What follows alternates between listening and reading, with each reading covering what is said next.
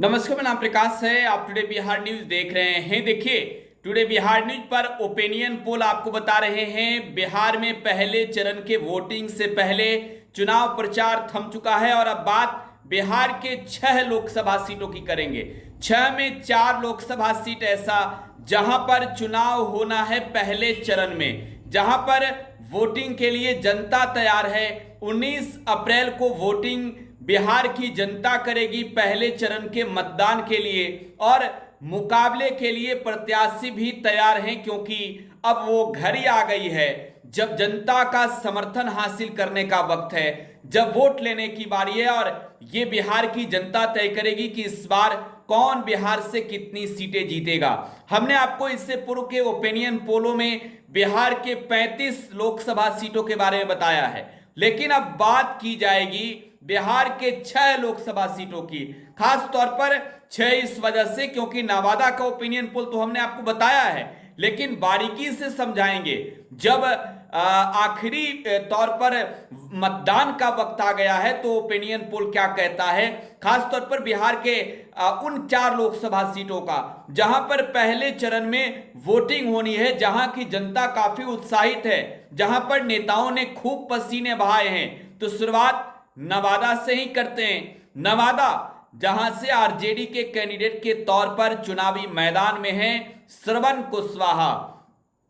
नवादा में एनडीए के कैंडिडेट के तौर पर चुनावी मैदान में बीजेपी के ओर से हैं विवेक ठाकुर। मुकाबला आमने सामने का है, लेकिन ट्रेंगल तौर पर इस फाइट को आगे बढ़ा दिया है विनोद यादव ने। लेकिन आप अगर देखें यहां पर मुकाबले में अगर ये सोचे कि विवेक ठाकुर की मुश्किलें कम हो सकती है कम है, तो ये आप शायद आपके लिए गलतफहमी है।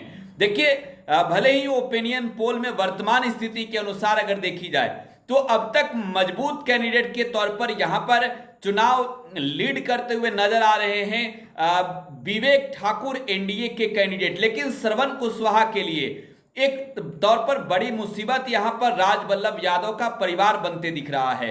देखिए, आरजेडी ने श्रवण कुशवाहा को टिकट दिया, लेकिन यहां पर दावेदारी विनोद यादव की ओर से की जा रही थी और जब टिकट नहीं मिला तो विनोद यादव ने निर्दलीय पर्चा दाखिल कर दिया। और आपको यह मालूम भी हो कि एमएलसी के चुनाव में भी जब श्रवण कुशवाहा मैदान में उतरे तब भी इस सीट पर नवादा इलाके में जो है वो राजवल्लभ यादव के भतीजे चुनाव लड़े और वो चुनाव जीत भी गए एमएलसी का। तो विनोद यादव की भी एक कुशल रणनीति इसी के तौर पर थी कि इस बार चुनावी मैदान में उतरा जाए और जनता का अगर समर्थन मिलता है तो हो सकता है या तो खेल बना देंगे, नहीं तो बिगाड़ देंगे किसी का। लेकिन यहां पर एक बड़ी मुश्किल के तौर पर अगर देखें बीजेपी कैंडिडेट के लिए तो गुंजन सिंह खड़े हैं मैदान में, निर्दलीय कैंडिडेट के तौर पर हैं, भोजपुरी सिनेमा जगत के उभरते हुए सितारे हैं, कलाकार हैं और गुंजन सिंह मुश्किलें जो है वो बढ़ा सकते हैं खास तौर पर एनडीए कैंडिडेट की। तो मुकाबले में वर्तमान समय में अगर देखा जाए तो जरूर एनडीए कैंडिडेट का पलड़ा भारी नजर आ रहा है, लेकिन अगर गुंजन सिंह वोट काटते हैं, अगर गुंजन सिंह खुद को मजबूत बनाते हैं तो नवादा में जो है वो महागठबंधन के लिए एक गुड न्यूज होगी श्रवण कुशवाहा के लिए। इसके अलावा बात की जाए जमुई लोकसभा सीट की तो देखिए, जमुई के मुकाबले में तो बेहद ही दिलचस्प नजर आ रहा है, क्योंकि एक और चिराग पासवान के बहनोई अरुण भारती एनडीए की ओर से एलजेपीआर के टिकट पर चुनावी मैदान में हैं। दूसरी ओर मुकाबला है एक महिला से जिसे तेजस्वी यादव की पार्टी आरजेडी ने चुनावी मैदान में उतारा है, अर्चना रविदास। देखिए, एक सुरक्षित सीट है जमुई और सुरक्षित सीट पर अर्चना रविदास और अरुण भारती के बीच अगर मुकाबले में देखा जाए तो अर्चना रविदास भी चुनावी मैदान में कम नहीं है।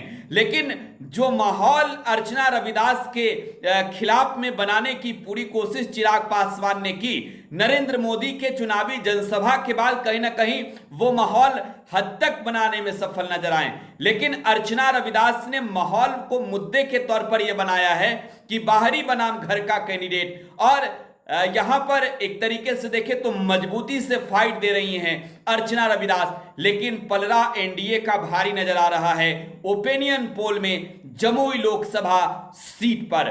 देखिए, इसके बाद बात करेंगे औरंगाबाद की।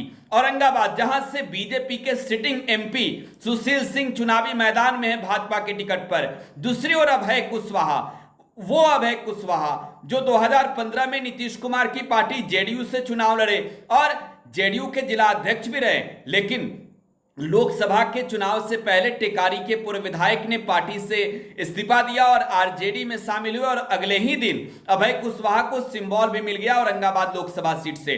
इस सीट पर तेजस्वी यादव की एक बड़ी प्लानिंग थी, खासतौर पर कुशवाहा वोटरों को अपने ओर साधने की।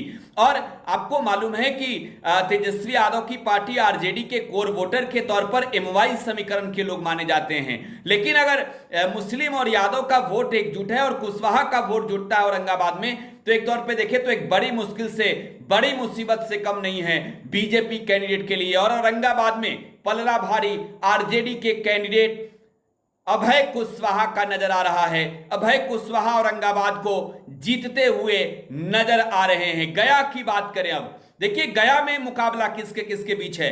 बिहार के पूर्व मुख्यमंत्री, हिंदुस्तानी अवाम मोर्चा के नेता जीतन राम मांझी और कुमार सर्वजीत बिहार सरकार के पूर्व मंत्री के बीच है। यहां पर एक बेहद ही टसन की लड़ाई है। देखिए एनडीए कैंडिडेट के तौर पर एक नरेंद्र मोदी के चेहरे पर चुनाव लड़कर मांझी खुद को मजबूत कैंडिडेट तो मान रहे हैं। ओपिनियन पोल में भी मांझी का पलड़ा अब तक भारी नजर आ रहा है, लेकिन जब गया की जनता वोट करेगी, जब गया की जनता अपने मत का इस्तेमाल करेगी, तो ये देखने वाली बात होगी कि इस बार जिस तरीके से गया संसदीय क्षेत्र में कई जगहों पर जीतन राम मांझी का विरोध हुआ, वो विरोध जो है वो वोट में कुमार सर्वजीत के पक्ष में कन्वर्ट हुआ या नहीं। अगर कन्वर्ट होता है तो यहां पर आरजेडी के कैंडिडेट बाजी मार सकते हैं। हालांकि ओपिनियन पोल में पलड़ा भारी है जीतन राम मांझी का। मधुबनी की बात की जाए, जहां पर अली अशरफ फातमी चुनावी मैदान में है आरजेडी के टिकट पर। अली अशरफ फातमी जेडीयू छोड़कर आए हैं, जेडीयू के राष्ट्रीय महासचिव थे। आरजेडी में आए लालू यादव ने मधुबनी का सिंबल थमाया और मुकाबला यहां पर अशोक यादव से है जो बीजेपी के टिकट पर हैं। और चुनावी मैदान में अशोक यादव ने पिछली बार जीत हासिल की थी। मधुबनी के यादव किसके साथ है, यह देखने वाली बात होगी। खासतौर पर अब बात झंझारपुर की जाए, झंझारपुर में वीआईपी के ओर से कैंडिडेट हैं सुमन महासेठ। देखिए सुमन महासेठ को अचानक जो है वो लाया गया वीआईपी में और तुरंत सिंबल देकर लैंड कराया गया झंझारपुर में। यहां पर देवेंद्र यादव उनकी मुश्किलें बढ़ा सकते हैं और रामप्रीत मंडल जेडीयू के कैंडिडेट के तौर पर मजबूत कैंडिडेट हैं। अभी वर्तमान में पलड़ा भारी है रामप्रीत मंडल का झंझारपुर में। तो बिहार के 4 लोकसभा सीट जहां पर पहले चरण में वोटिंग होनी है, बड़े मजबूती के साथ मुकाबले आमने सामने का है, कांटों का टक्कर है। और झंझारपुर और मधुबनी के ओपिनियन पोल बता रहे हैं कि दोनों जगह एनडीए भारी है। फिलहाल आप टुडे बिहार न्यूज के साथ बने रहें। धन्यवाद।